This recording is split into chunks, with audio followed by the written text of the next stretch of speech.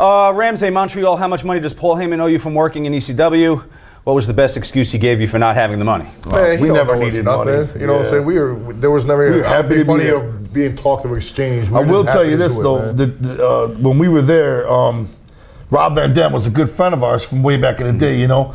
But when he kicked me, our tour started the very next day. You know, the very next day we had to be in Orlando for our tour, and he kicked me.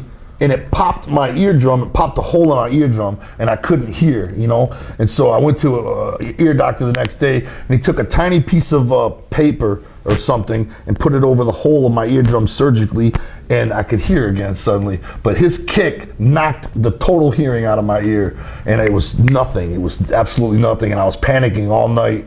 And he kicked the shit out of me with one of those back ninja kicks, you know? And but Sabu took care of us, you know. They put us in the camel clutch, and they did the chair and drop kicked the chair in our face, you know. Sabu was like, "Watch out, here it comes," you know. He's real good to us. And later, so many people would tell you, "Oh man, be careful when you work Sabu. Be careful, man. He'll fuck you up." Man, I worked Sabu quite a. He never, you know what I'm saying. He just like. We became what it looks like, you know what I'm saying? We became super close to Sabu, and Sabu came on several tours with us, just hanging, you know. And we would do independent shows. And one time we were in Texas, and Sabu, we went to an independent show, and they wanted Sabu on the show really bad, so they were going to pay him. And they said, "Come back, you know, and wrestle tomorrow." And so he said, "I'll bring my own opponent." And he wrestled Shaggy in a mask. And Shaggy wrestled as the doppelganger. Yeah, this was an Army-Navy store. I bought a bunch of Army gear, right? So it was the doppelganger. So no matter what he did, that was my thing. I just he copied everything Sabu did. Sabu would go like that. He chopped out to him right quick. You know what I'm saying? It was fun though. That's great. What are your thoughts of how the Ring of Honor crowd treated you at Glory by Honor? That was great. That was great. I mean, what a great way to be treated. Booed out of the building. I mean.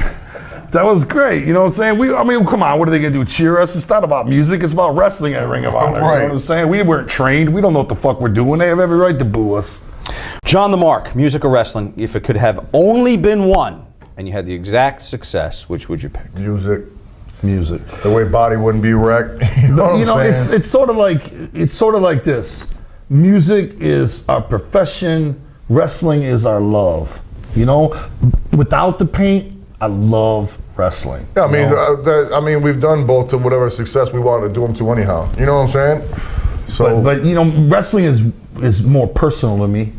You know, because it was there when I was so young, and it means so much to me to watch it all the time, and you know, all the wonders I ever had as a kid. You know, wondering what Tito Santana was like, wondering what, you know, all those wonders. I spent the rest of my life answering, you know, through shoot interviews and getting to know the guys and booking the legends and asking them the questions I always wanted to know. It's like everything I ever wondered as a kid, I spent my adult life answering. You know, it's very weird, but that's the way it is. And that's something very personal. Music is personal as well, but wrestling is with the paint off and music is with the paint on, you know. Having gotten into the business, I kind of go through this in my head a little bit too. I want to ask you, did it take away some of that magic? Of course, especially when I was a kid breaking into the business. Rabbit was pulled out of the hat. Absolutely, especially when we were kids, you know, it was a letdown. All those guys fucking with us in the dressing room, you know, everybody giving us a hard time. I mean, even when we were like little kids, you know, we knew it was a work and whatnot, you know what I'm saying, doing it ourselves. But just, you know what I'm saying, meeting like Hulk Hogan and him just being like, "Hey, how you doing?" You know, so, "Hey, what's up, brother?" You know what I'm saying? It's kind of like, oh man, you know what I'm saying? But it is what it is, you know what I'm saying? You know, hearing the truth and how little some of the guys care about some of the things that you cared so much about, and then they care so little about, you know, and all of that, you know, especially breaking into the business was you know, just sitting, you know, music was a lot, I hate to say it's in front of all the wrestling fans, you know what I'm saying, but music was just a lot more exciting, you know, than it was when we broke into wrestling first on the independent scene. I traveled all around the Midwest, did all that shit, and when I got into music, the rewards were, okay, put it like this: wrestling, you get 10 minutes of the 2-hour show. Everybody's jockeying for position for that one moment in front of the crowd, you know, and even your moment, you're sharing it with your opponent, you know, they got to get their shit in, and it's like, it's a much smaller role on the show. But a concert, is all you. You know what I'm saying? You're the headliners. It's all you. The rewards of music for us were way bigger, and the money was way bigger, and the fan adulation, if that's a real word, was way bigger. The control.